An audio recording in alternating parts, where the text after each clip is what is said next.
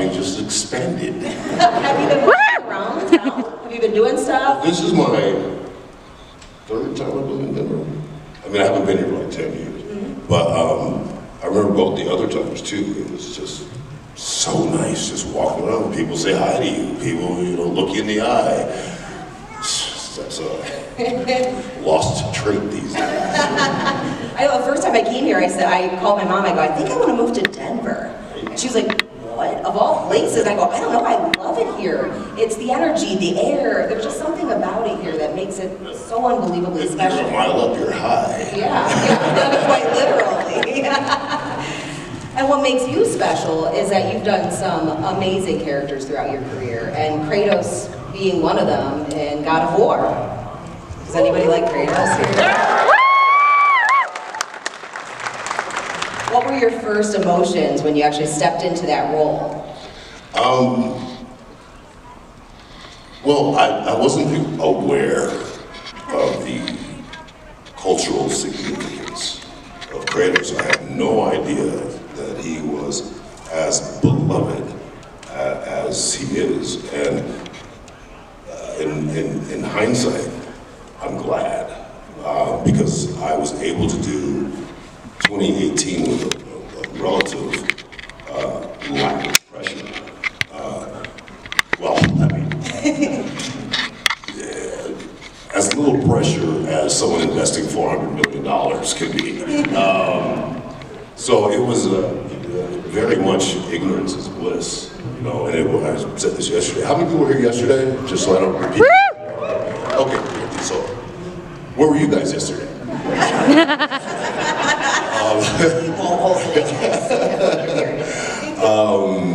So I really wasn't aware until E3 of 2017 when the Kratos reveal happened and the place went crazy. And I was sitting backstage with Corey, and I just looked at it and was like, now you know.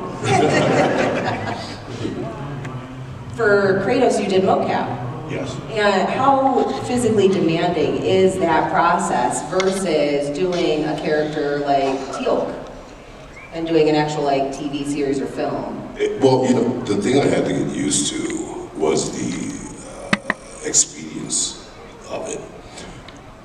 When you're doing TV or film, I mean, you can have between shots for the same scene, you can have an hour, 2 hours, 3 hours, just of downtime where you're just trying to figure out something to do. With games, there's because obviously all the sets are virtual. You have 10 minutes, so I had to get used to that pace. So it's a lot more tiring than live action is.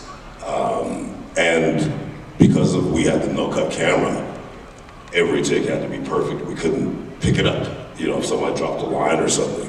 So that was hard to learn because in live action, you're not ever really held to that. Yeah. So those were the two things that were the things that I had to really get used to. I mean, looking at you now, obviously you're very physically fit.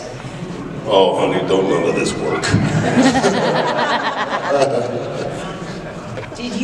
Have you always been like that? Very interested in your health and wellness and trying to be the best that you can be? Yeah, I started working out probably when I was about 14 years old. So it's been kind of a lifelong thing. And my kids are all athletic, and so they work out. And my brother is this insane athlete. He's a doctor and still manages to find time to run 10Ks and do Ironmans and stuff like that. So it's just for our family. It's kind of something that's always been there for us. And I'm sure it probably helped you then, doing that performance capture, because you're already kind of in shape to do it, whereas some people probably it's more physically tasking on them. Well, it was kind of, everything in my life kind of dovetailed into the perfect situation. I was saying yesterday, I had decided to quit drinking. I had to face the fact that I was an alcoholic, and so I quit drinking. But I was also at a point in my career where Stargate had ended, and I wasn't getting in a lot of rooms. And you always have this thinking, oh, I'm coming off a pretty successful show, just roll right into my next role. And that's not what happened. So I was at this point in my life, well, what do I do? Do I kind of let myself go a little bit and be the second or third build, maybe the funny fat black guy? But I had to realize I'm actually not that funny. So that kind of was out the window. So I made a choice that I was going to get into the best shape of my life. Going to quit drinking, be in counseling, and when all this came to pass, my first audition was God of War. So it kind of was just the perfect storm of everything happening at the right time.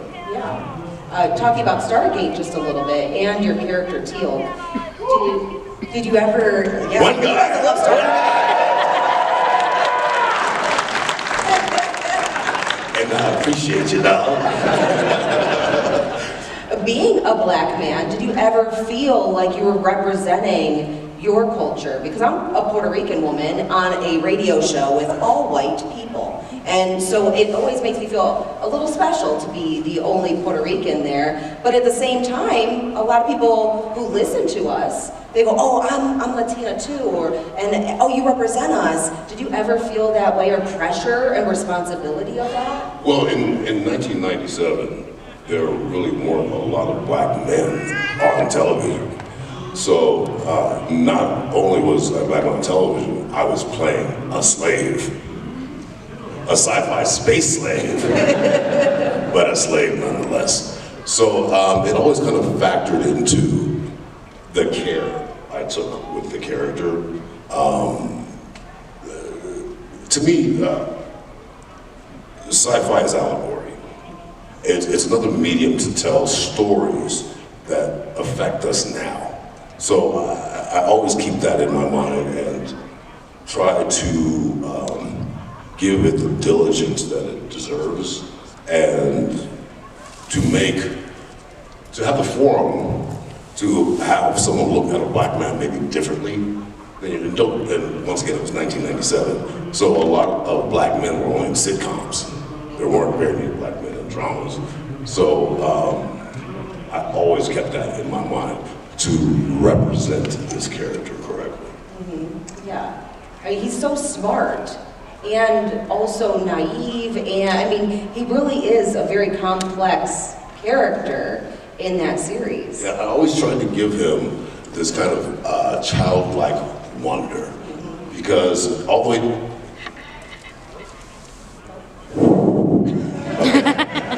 he had been through the gate many times, he had been through the gate as a slave. So for him to encounter these new worlds as a free man, I always wanted him, that he may have been there before, but his perspective had changed now that he was free. So I always tried to lay that under there. Yeah. Do you wish there was a storyline or an arc that they would have continued on, that you're like, man, we ended that part too soon, I wish we would have continued that story? Well, one of the, Stargate's being rebooted. Yes. So, and that's thanks to you guys. I mean, you never let it die. And one of the first things I heard from Amazon when Amazon purchased MGM was what a pain in the ass you guys are. So, I mean, please, you guys should applaud yourselves, because you guys are the reason that Stargate's being rebooted.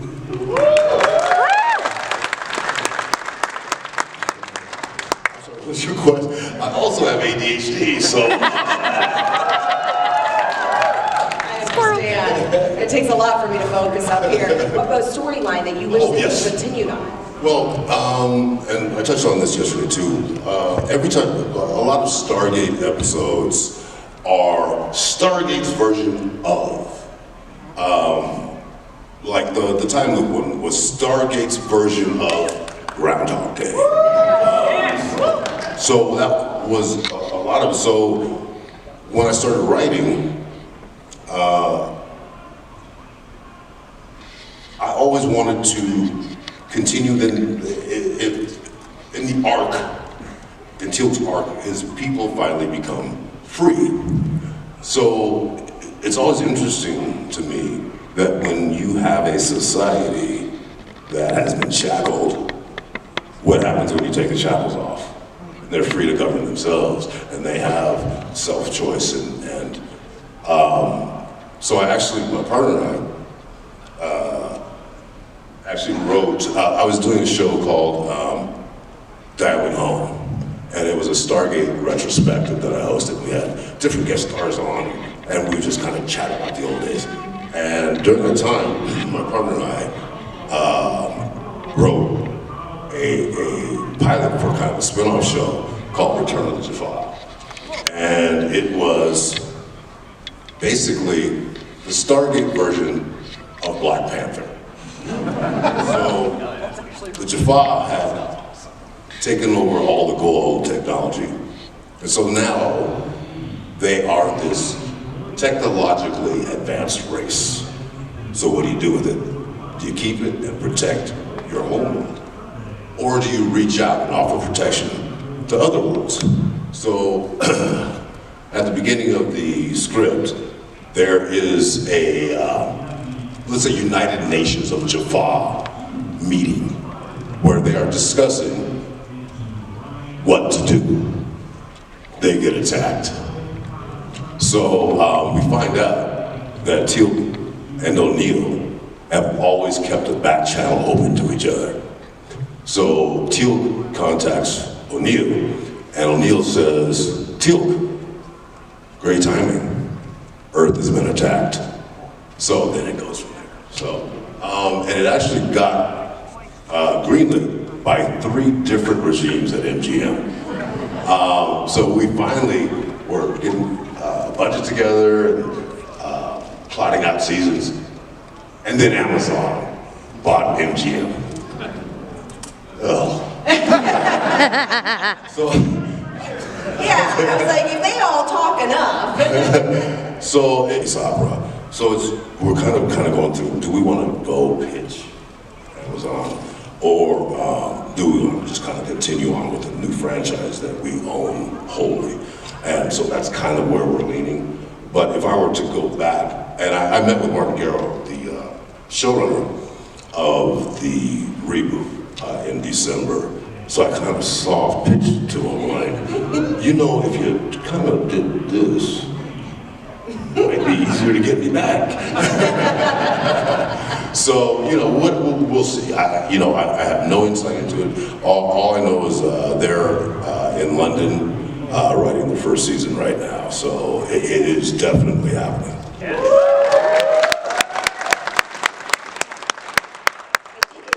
Unless Amazon does something nutty. You never know.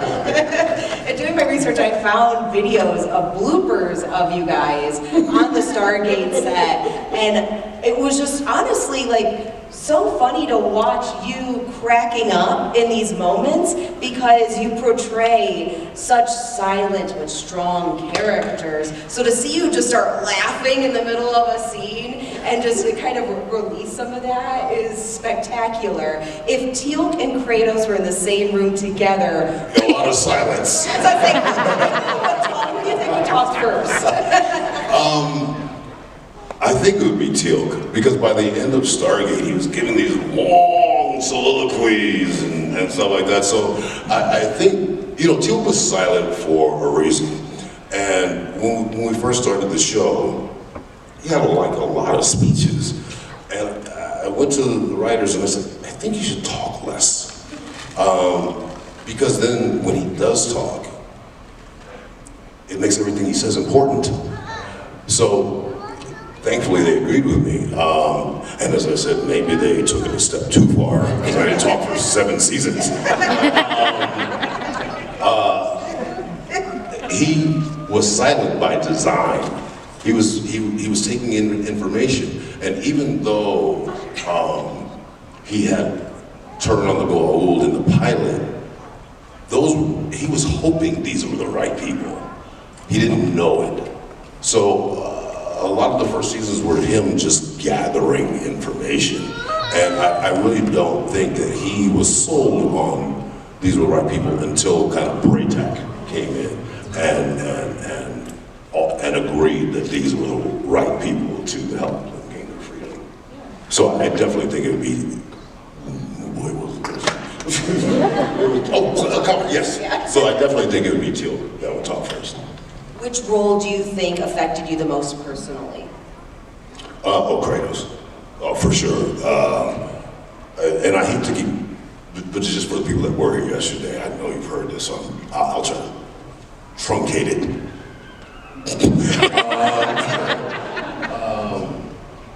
Teal was a role, a great role, and that I had a few things in common with him. They were both fathers, they would both do anything for their children.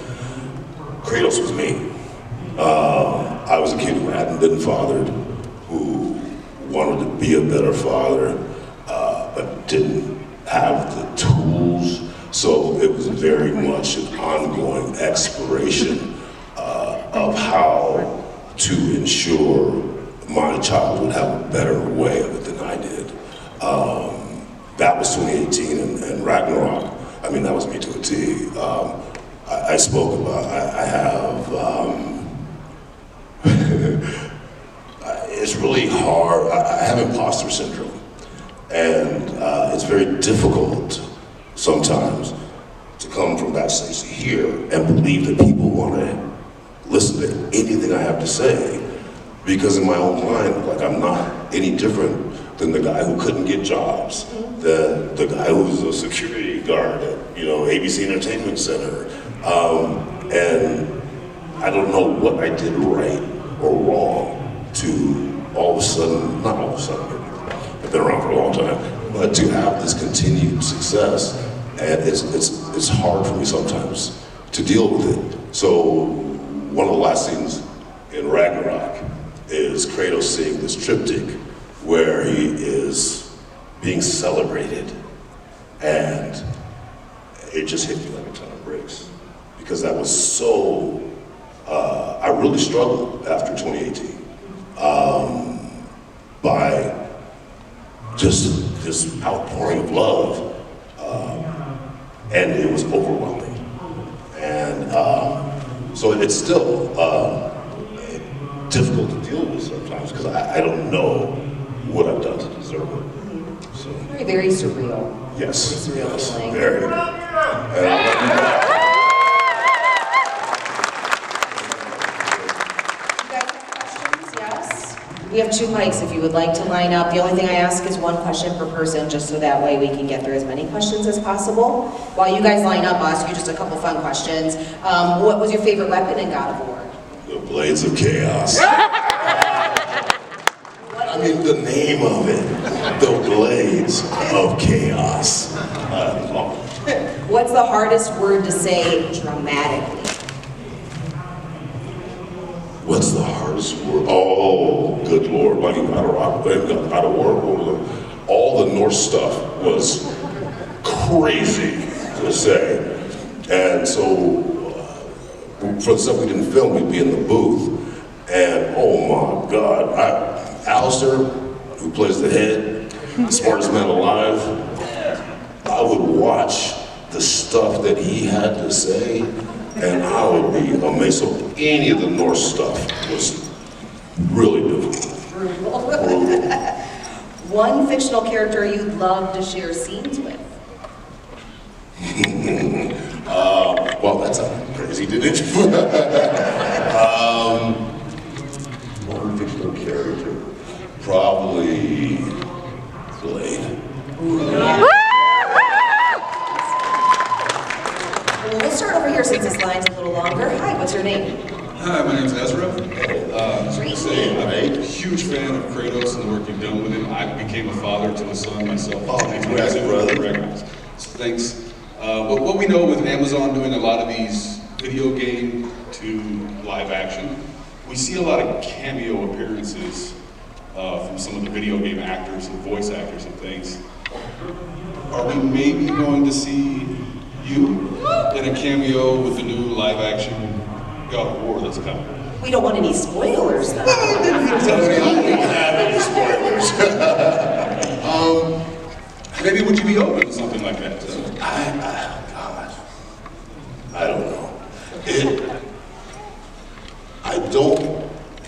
a distraction. I want the game, the TV show to succeed because of people in it I love, Ryan, Alistair. And I think they got it right with Ryan. Here's my problem.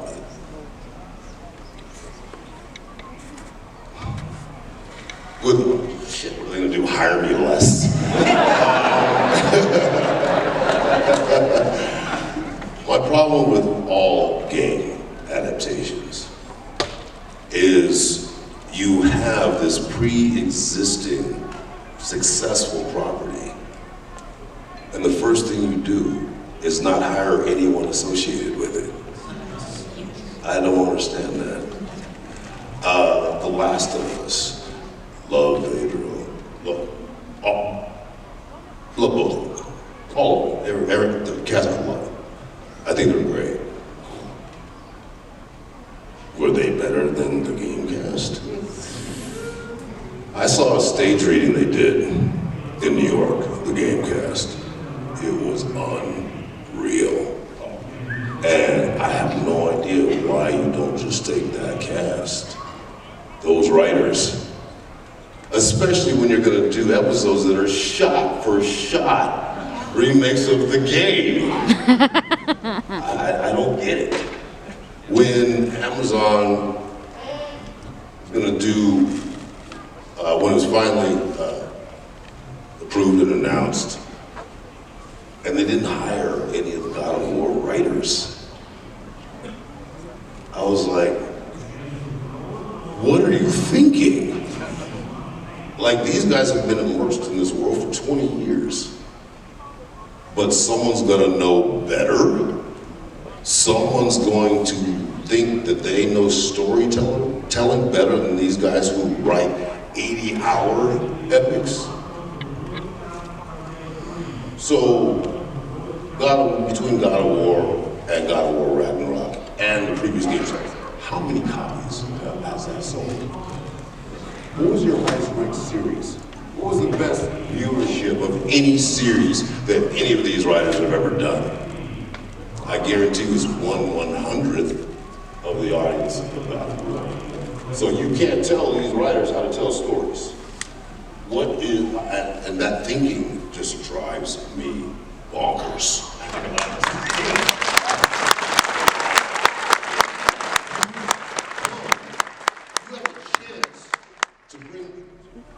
Great fandom with you, who will give you a shot, just in case you mess up early on, who will give you a shot to get better.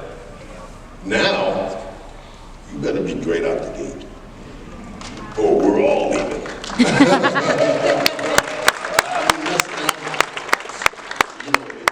It has nothing to do with me being Kratos or not. Frankly, I'm too old to be live action Kratos. I'm 62 years old. I don't want to work 14 to 18-hour days. I don't want to be in the shape that I would feel was necessary to play Kratos. I don't want to eat like that. I don't want to not see my kids anymore. I've already done that. So I'm not joking. They got the right guy, Ryan. This is about everyone else involved with it. So now I shall step off my soapbox. Hi, what's your name? Hi, I'm June. Hi, Joe. Hi, so I'm also new to God of War. It was kind of a new thing for me, but I think one of the most impactful things for me was the friendship between Kratos and Mimir. Because as we know, Kratos has been through so much, and I think the most important thing Mimir gave him was the little joys in life, like asking him, how he misses olives, or getting him to laugh at his joke about the guys at the river. Well, he never quite laughed. He stopped frowning. A rare day indeed, a happy day. And I just wanted to ask, especially since you've been struggling, as you said, with alcohol, I wanted to know what little things you do each day that bring you some joy, especially when you're having a really hard time. It's not a struggle anymore, because now I know that alcohol is not my friend, it's not my lover, it's not my confidant, it's here. But in the early days, I just keep a bottle right there. Oh, you are so sexy. Scotch. So I would either work out or go play golf. And it's amazing how much stuff I had to change because I had to change my golf regulars because they would drink during the time. And I never drank while I golfed because I had, early on, I was drunk on a golf course and I shanked the ball off the tee. And they were building houses and the ball hit a worker right there and just caught the bottom of his hard hat. If it had been a quarter of an inch lower, it would have killed him. So that was the last time I ever drank on a golf course. But there's lots of drinking afterwards. And so I had to start playing with different people who didn't drink. Well, and so I had to really insulate myself in the beginning. Because I mean, I love drinking. And I just realized that if it was going to stick, I had to change everything in my circumstance. Thank you so much. Thank you. Hi there, Tanner. Nice to meet you. Stargate SG-1 has been such an influential part of just my fandom, and I absolutely love Teal'c. Something that really comes across to the fans is how much fun the cast has just recording. So I'd love to hear just one of your most fun memories behind the scenes from that show.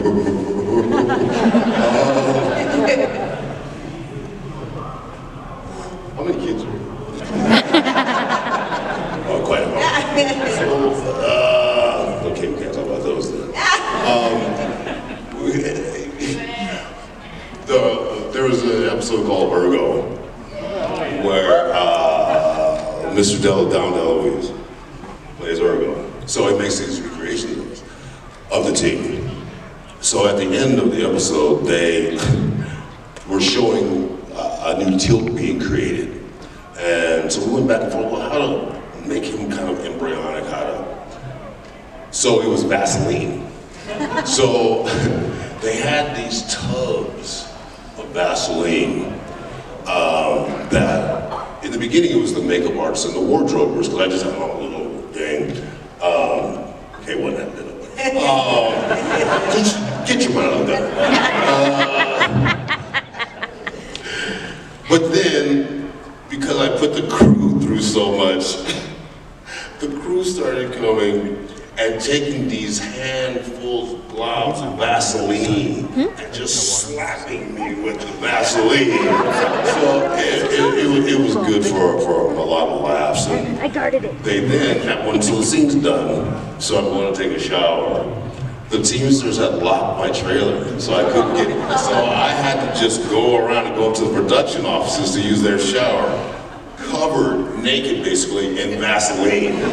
So somehow that was a great place of joy for the crew. So, but I mean, we went through so much. I would go through cycles. I got into this thing where I would duct tape people. What do you mean by that? So let's say you weren't paying attention. You were talking. You were sitting in this chair. Well, I'd come up behind you, and I would duct tape you to the chair. I would duct tape people to trees, to light posts, to vehicles. And it was just this thing in my head that I had to do it. And there's no defense in it. Because once you get one rap, it's done. You just roll out the roll. And so one time Terrell Rothery played Dr. Frazier. We're shooting on the beach. We're shooting the episode with the dude underwater.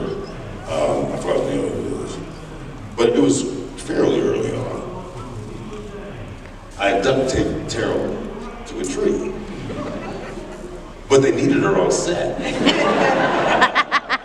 So it caused like a 20, 30-minute delay to untape her from this tree. So then they put a stop to it. But I would go through just like I would penny lock people. You know what penny locking is? No. So you can, there's always a space between the door and door jambs. So you can get a couple pennies, jam them in there, and you can't open the door. So I penny locked the entire writer's floor. They weren't very happy. But then we would have like new cast members, and I penny locked them in their trailers so they couldn't get out. And then oh my God, I got into this thing where we had these brownies on set one day, and I was like, those look like doo-doo. So I started putting them in people's toilets. That one didn't go over well.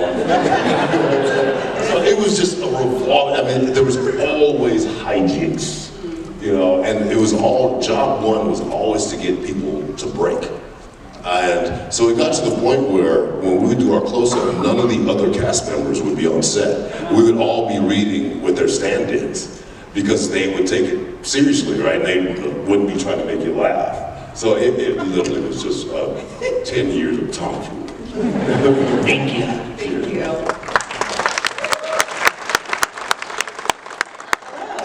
My name's Kendra, and you're beautiful, by the way.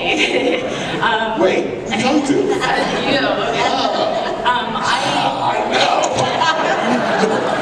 You're gonna make it right and ask me a question. So, God of War's been such a big part of my life, and I was just kind of curious if you had played the games previous to going into your audition, or if you did any type of research into understanding like where he came from as a man to help with your portrayal of him in the new games. And we're talking about Teal? No, God of War, sorry, Kratos. No, it truly was ignorance is bliss. Because still to this day, you never know what you're auditioning for. They give you these code names. Like that was Interior 8. That was the code name. So I had no idea. My son happened to look through some of the pages. He's like, it sounds like God of War. Like, and I still wasn't, I mean, they played it, but I wasn't familiar with it. So, in retrospect, because I'm a huge T.C. Carson fan. So, I thankfully didn't know that I'd be replacing T.C. First of all, he has one of the great voices in all of entertainment. And we were doing Stargate, and I met TC and his mom in a restaurant. I sat down with him, had a great talk with him, and this is long about a war, so I had been a TC Carson fan forever. So I'm blessed that I didn't know it was TC until long after I got the role. But how did I prepare? You know, I knew that it was a recast, and I knew they wanted something different. I knew that there was a relationship with a father and son, and at that time, I had 4 kids. So I kind of just honed into that, and just kind of went from there. And just the chemistry I had with Sonny, it was just magical. There was nothing contrived about it. We got along from day one like that, from our chemistry test. So it was just kind of putting in the bottle. Thank you.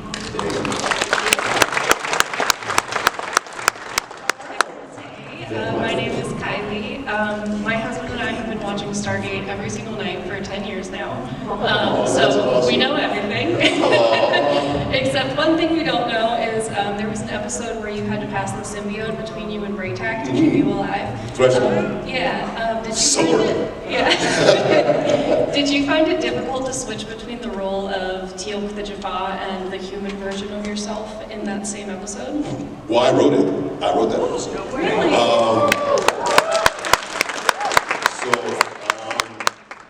Martin Wood directed it, and here's the direction I gave. Less Teal'c! So it's weird because I would walk on set and immediately become Teal'c. So it was very hard to get out of that mindset. And literally that's what Martin would yell. Do it again, less Teal'c!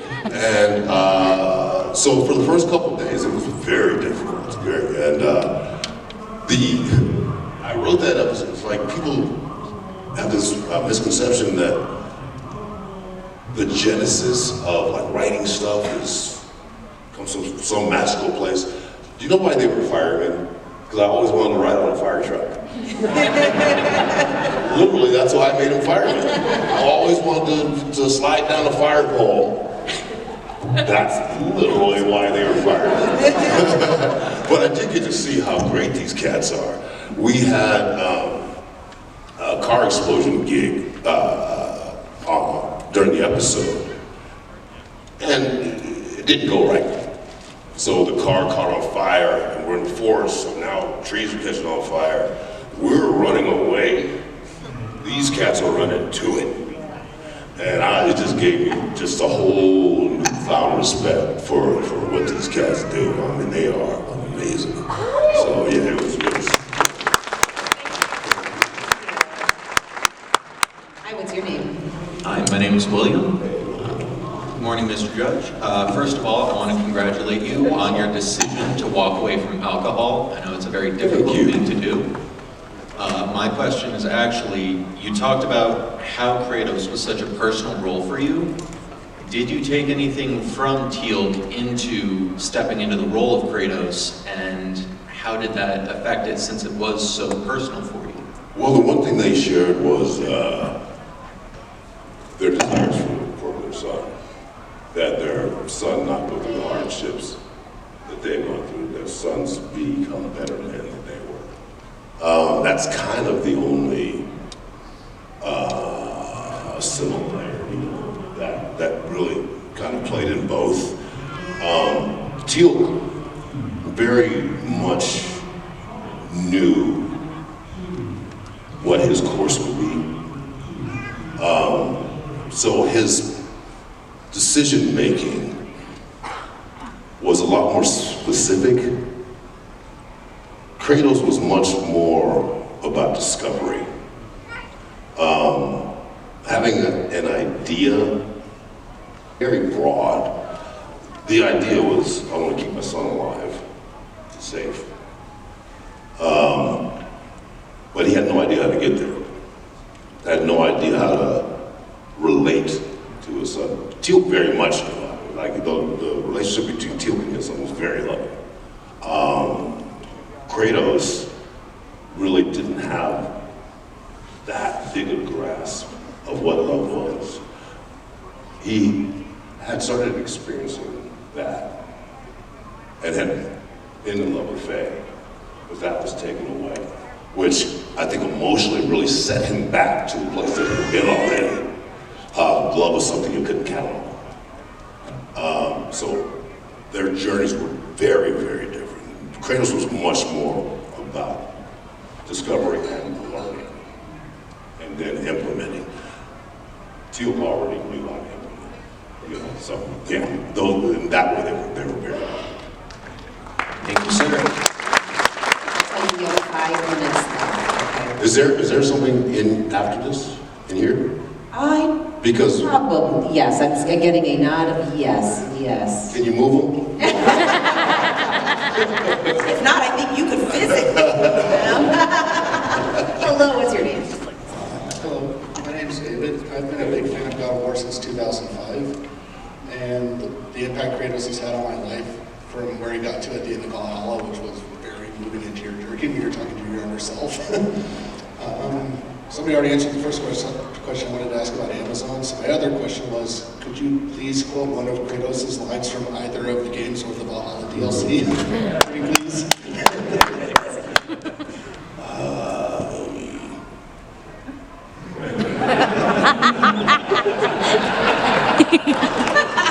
You just took my easy way out.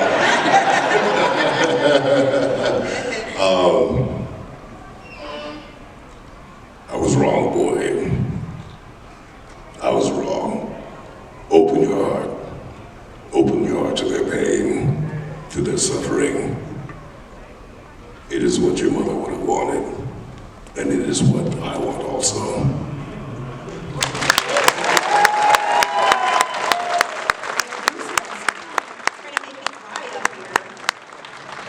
Hi, what's your name? Hi, my name is Rebecca.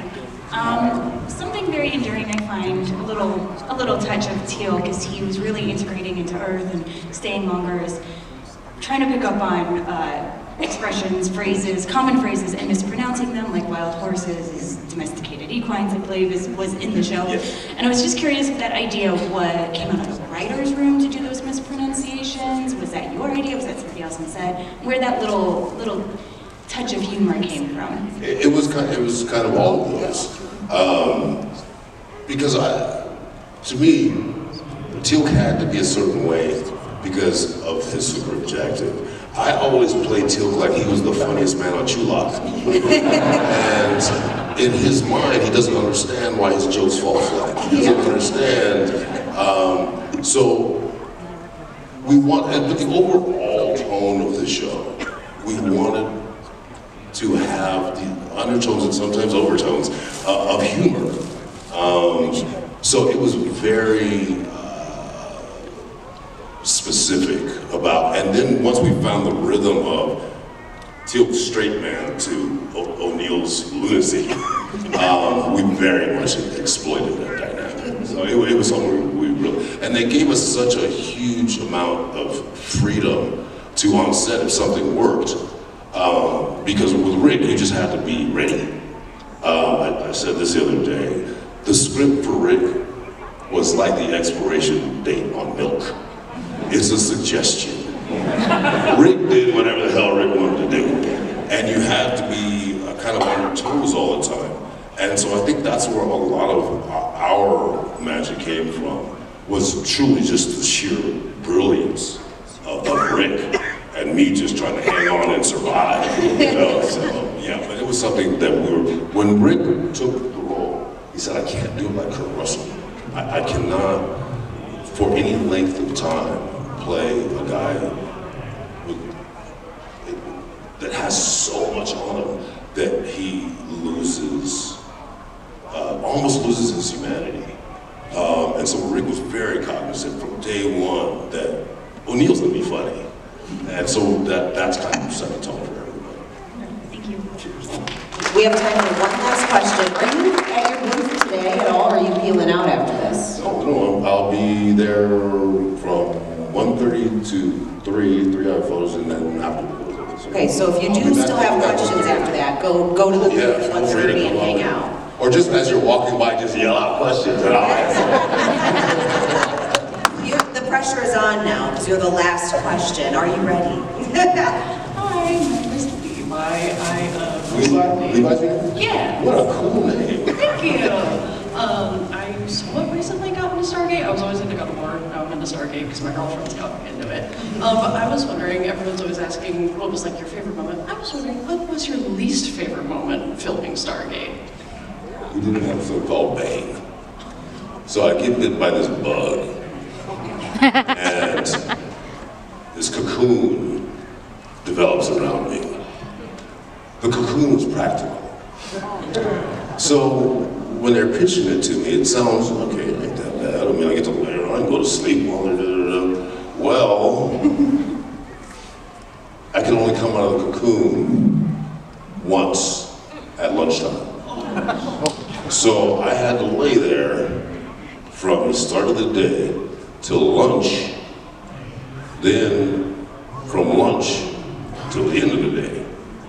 So it doesn't sound that bad till you throw in bathroom breaks.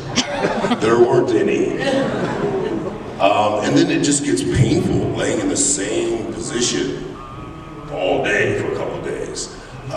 So that was my least favorite experience. I mean, it's not even close. Well, okay, it is close. There was one, so does everyone know like the fart games we used to play? Everyone's heard about it, right? So,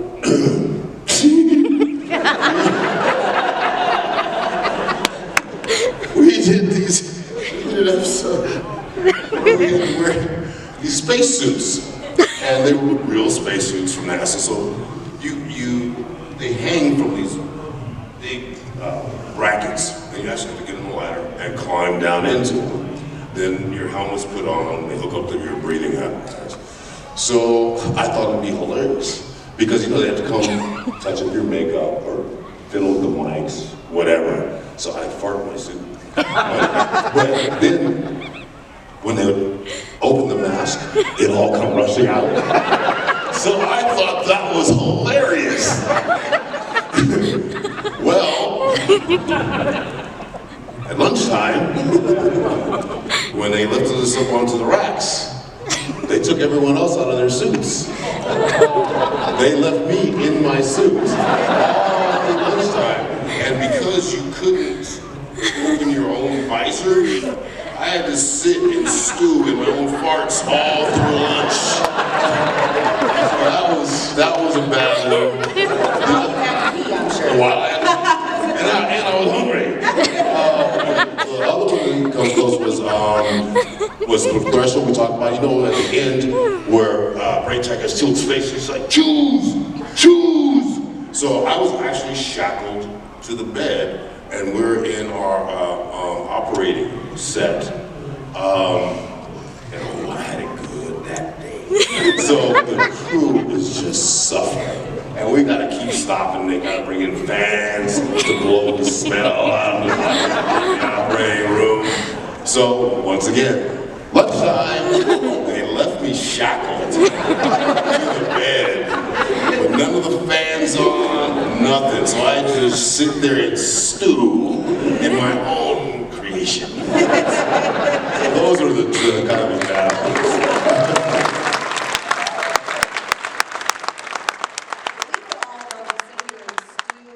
All day. Oh no, you wouldn't.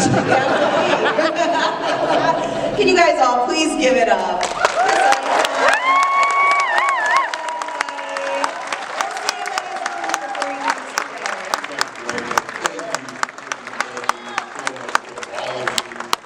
Sounds cliche.